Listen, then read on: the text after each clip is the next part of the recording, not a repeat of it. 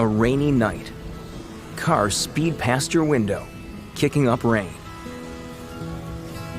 Music plays down the hall. Your cell phone buzzes. Amid all these distractions, you stare at an empty screen. How will you find your focus? What if a best-selling author had some tips to share? Could she help you fill that page? Find out. Read Bird by Bird, Instructions on Writing and Life by Anne Lamott.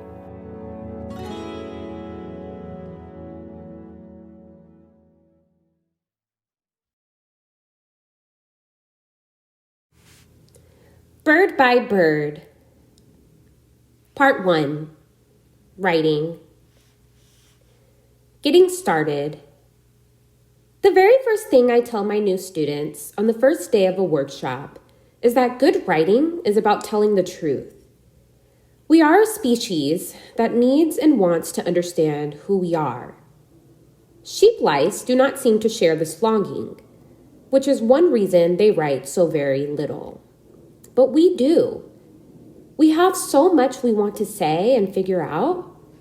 Year after year, my students are bursting with stories to tell, and they start writing projects with excitement and maybe even joy.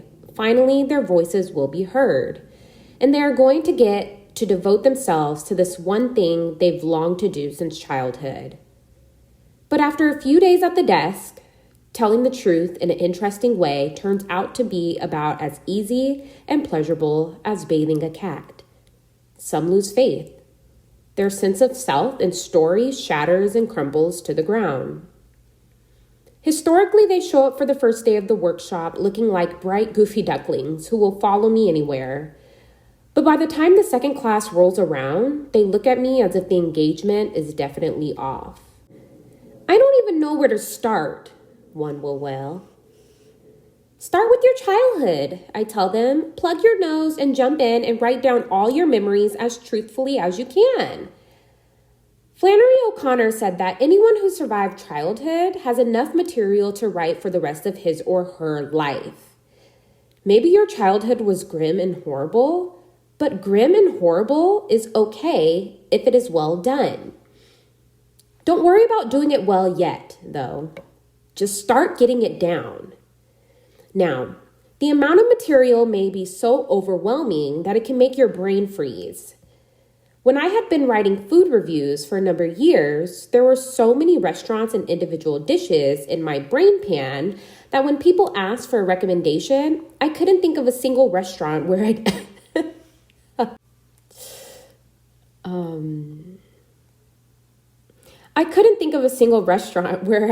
ever actually eaten. But if the person could narrow it down to say Indian, I might remember one lavish Indian palace where my date had asked the waiter for Rudyard Kipling sampler, and later for the Holy Cow Tartare. Then a number of memories would come to mind of other dates in other Indian restaurants. So you might start by writing down every single thing you can remember from your first few years in school. Start with kindergarten. Try to get the words and memories down as they occur to you. Don't worry if what you write is no good because no one is going to see it. Move on to first grade, to second, to third. Who were your teachers, your classmates? What did you wear? Who and what were you jealous of? Now branch out a little. Did your family take vacations during those years? Get these down on paper. Do you remember how much more presentable everybody else's family looked? Do you remember how when you'd be floating around in an inner tube on a river, your family would have lost the little cap that screws over the airflow valve? So every time you got in and out of the inner tube, you'd scratch new welts on your thighs? And how other families never lost the caps. If this doesn't pan out, or if it does, but you finish mining this particular vein, see if focusing on holidays and big events helps you recollect your life as it was. Write down everything you can remember about every birthday or Christmas or Cedar or Easter or whatever. Every relative who was there. Write down all the stuff you swore you'd never tell another soul.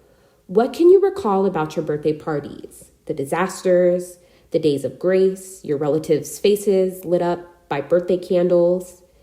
Scratch around for details, what people ate, listened to, wore, those terrible pedaled swim caps, the men's awful trunks, the cocktail dress your voluptuous aunt wore that was so slinky she practically needed the jaws of life to get out of it. Write about the women's curlers with the bristles inside, the garters your father and uncles used to hold up their dress socks, your grandfather's hats, your cousin's perfect brownie uniforms, and how your own looked like it just had been hatched. Describe the trench coats and stoles and car coats, what they revealed and what they covered up. See if you can remember what you were given that Christmas when you were 10 and how it made you feel inside. Write down what the grown-ups said and did after they had a couple of dozen drinks, especially that one 4th of July when your father made fish house punch and the adults practically had to crawl from room to room. Remember that you own what happened to you. If your childhood was less than ideal, you may have been raised thinking that if you told the truth about what really went on in your family, a long, bony white finger would emerge from a cloud and point at you, while a chilling voice thundered, "We told you not to tell." But that was then. Just put down on paper everything you can remember. Now about your parents and siblings and relatives and neighbors, and we will deal with the libel later on. But how, my students ask, how do you actually do it? You sit down, I say. You try to sit down at approximately the same time every day. This is how you train your unconscious to kick in for you creatively. So you sit down at, say, 9 every morning or 10 every night. You put a piece of paper in the typewriter or you turn on your computer and bring up the right file, and then you stare at it for an hour or so. You begin rocking, just a little at first, and then like a huge autistic child, you look at the ceiling and over at the clock, yawn and stare at the paper again. Then, with your fingers poised on the keyboard, you squint at an image that is forming in your mind, a scene, a locale, a character, whatever, and you try to quiet your mind so you can hear what that landscape or character has to say above the other voices in your mind. The other voices are banshees and drunken monkeys. They are the voices of anxiety, judgment, doom, guilt. Also, severe hypochondria.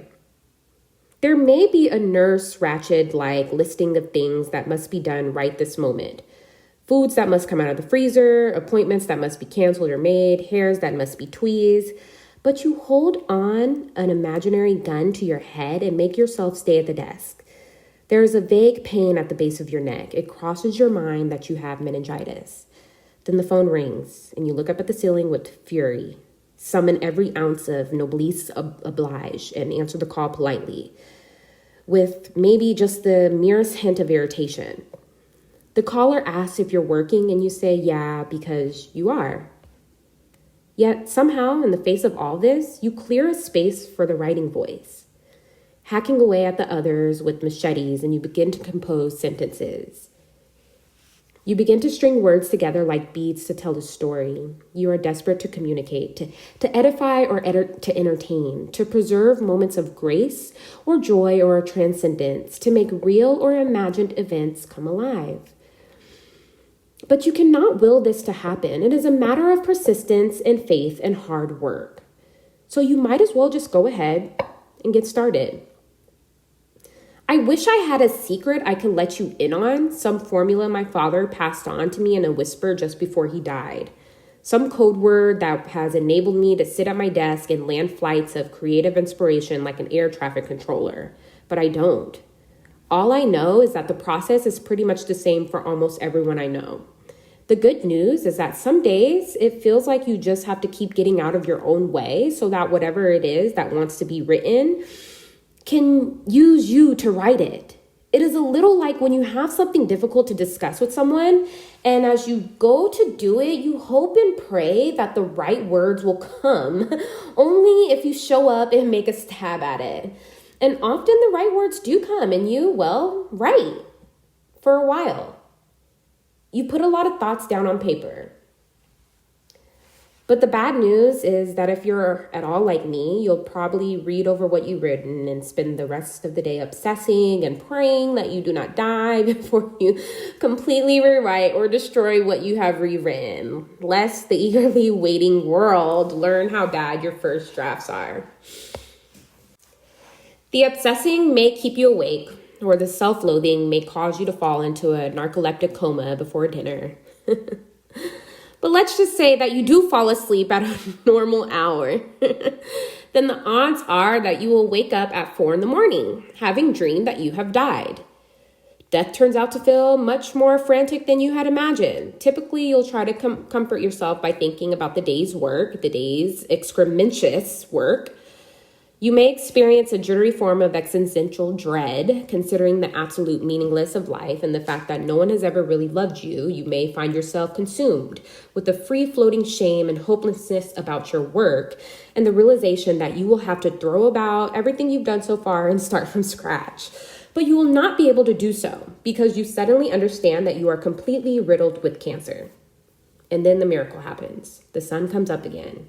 So you get up and you do your morning things, and one thing leads to another, and eventually at 9, you find yourself back at the desk, staring blankly at the pages you filled yesterday. And there on page 4 is a paragraph with all sorts of life in it, smells and sounds and voices and colors, and even a moment of dialogue that makes you say to yourself very, very softly,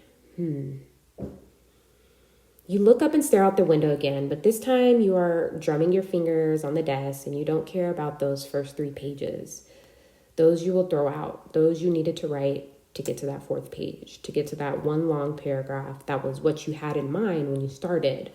Only you didn't know that, couldn't know that until you got to it. And the story begins to materialize, and another thing is happening, which is that you are learning what you aren't writing. And this is helping you to find out what you are writing. So think of a fine painter attempting to capture an inner vision, beginning with one corner of the canvas, painting with what he thinks should be there, not quite pulling it off, covering it over with white paint and trying again, each time finding out what his painting isn't, until finally he finds out what it is. And when you do find out what one corner of your vision is, you're off and running. And it really is like running. It always reminds me of the last lines of Rabbit Run. His heels hitting heavily on the pavement at first, but with an effortless gathering out of a kind of sweet panic, growing lighter and quicker and quieter, he runs. Runs. I wish I felt that kind of inspiration more often. I almost never do.